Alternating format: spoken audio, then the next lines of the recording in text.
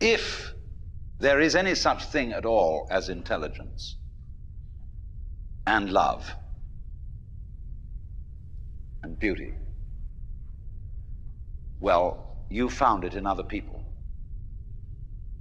In other words, it exists in us as human beings. And as I said, if it is there in us, it is symptomatic of the scheme of things. We are as symptomatic of the scheme of things as the apples are symptomatic of the apple tree or the rose of the rose bush.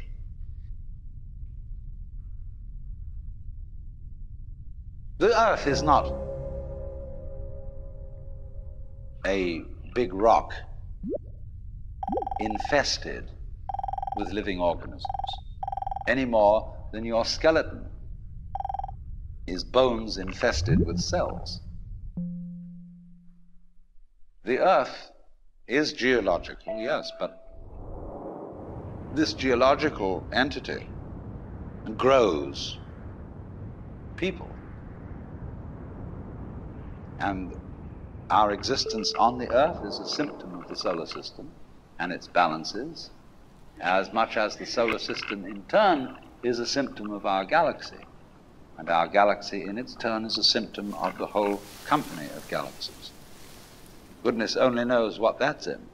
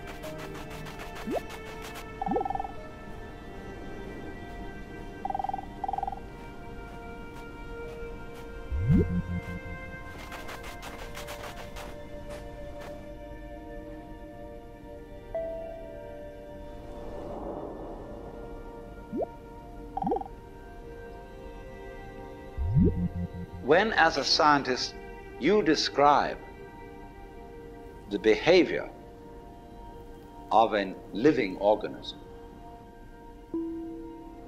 you try to say what a person does. It's the only way in which you can describe what a person is. Describe what they do.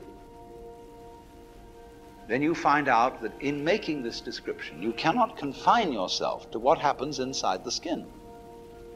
In other words, you can't talk about a person walking unless you start describing the floor. Because when I walk, I don't just dangle my legs in empty space.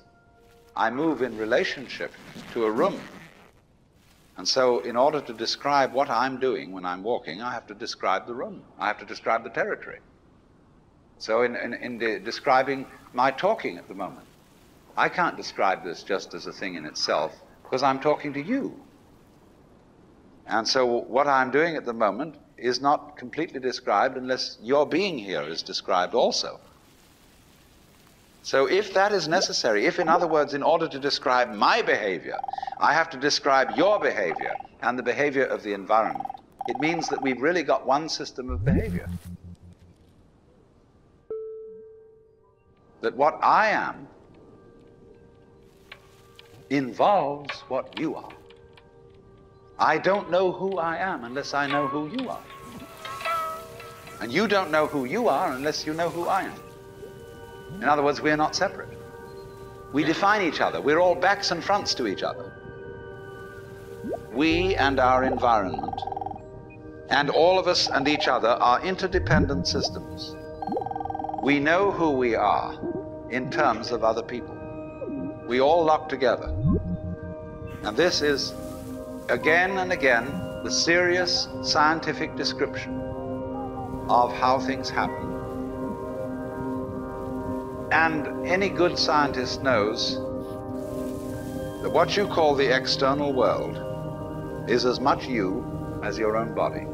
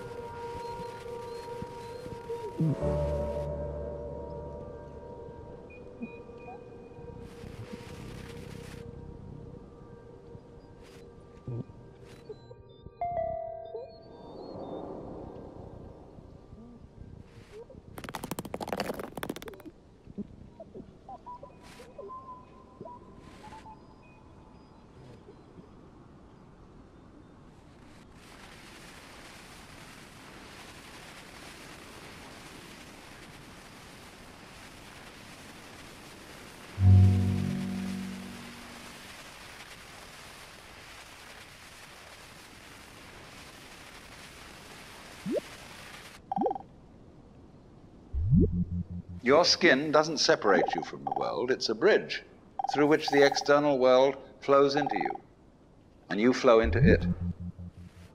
Just, for example, as a whirlpool in water, you could say, because you have a skin, you have a definite shape, you have a definite form. The whirlpool is a definite form, but no water stays put in it. The whirlpool is something the stream is doing. And exactly the same way, the whole universe is doing each one of us. And I see you today, and I recognize you tomorrow, just as I would recognize a whirlpool in a stream. I'd say, oh yes, I've seen that whirlpool before. It's just near so-and-so's house on the edge of the river, and it's always there. So in the same way, when I meet you tomorrow, I recognize you, you're the same whirlpool you were yesterday. But you're moving. The whole world is moving through you. All the cosmic rays, all the food you're eating, the stream of steaks and milk and eggs and everything is just flowing right through you. When you're wiggling the same way, the world is wiggling, the stream is wiggling you. But the problem is, you see, we haven't been taught to feel that way. The myths underlying our culture and underlying our common sense have not taught us to feel identical with the universe, but only parts of it, only in it, only confronting it, aliens. And we are, I think, quite urgently in need of coming to feel that we are the eternal universe, each one of us. Otherwise, we're going to go out of our heads. We're going to commit suicide, collectively, courtesy of H-bombs. And, all right, supposing we do, well, that will be that, and it'll be life making experiments on other galaxies. Maybe they'll find a better game.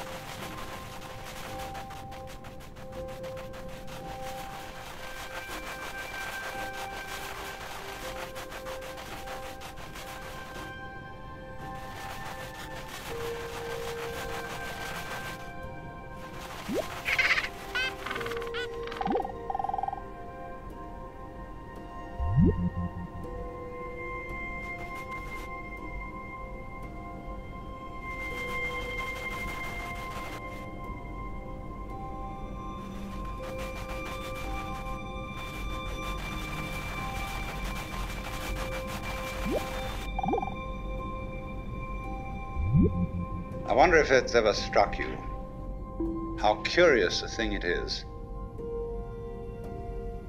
that most of the things that we experience, we regard as things that happen to us,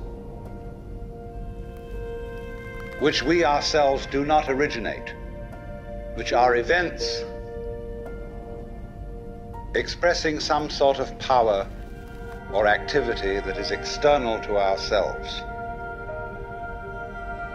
And if you consider that, you realize that what you mean by yourself is rather narrowly circumscribed. Even events that go on in our own bodies are put in the category of things that happen to us in the same way as things that go on in the world outside our skins. If there's a thunderstorm or an earthquake, well, it happens to you. You're not responsible for it. But so in the same way, when you have hiccups, you didn't plan on it. If you have belly rumbles, you had no intention of doing it. And as to the catastrophic act of getting born, well, you had nothing to do with that. And you can spend all your life blaming your parents for putting you in the situation in which you find yourself. And this way of looking at the world in this sort of passive mood as something that happens to you goes right down to our general feeling about life. It goes down to the way in which we have been accustomed to look at human existence as a precarious event in a cosmos that, on the whole, is depicted as being completely unsympathetic and alien to our existence.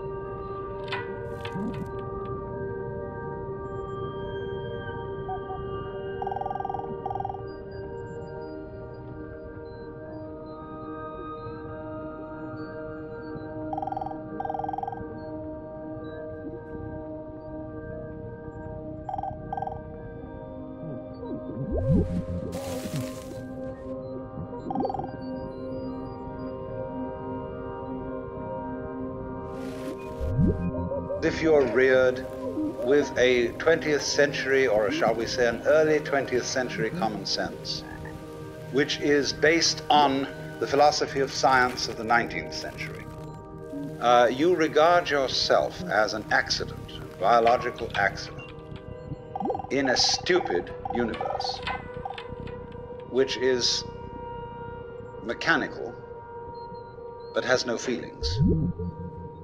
A vast, pointless gyration of radioactive rocks and gas in which you happen to occur. Of course, if you don't have that point of view and you are more traditional, you look upon yourself as a child of God, and therefore under authority. In other words, there's a big boss on top of all this. And you better watch your P's and Q's, because that Almighty is looking after you with the attitude of this is going to hurt me more than it's going to hurt you. And when you look at the world in that image, or in the other image that it's a stupid mechanism, either point of view you take, you don't really belong. You're not really part of all this. Or to put it in the strongest possible way, it is quite alien to our thought that the external world, which is defined as something that happens to you, and your body itself as something that you got caught up with, it is quite alien to consider all that as you yourself. Because you see, we have such a myopic view of what oneself is.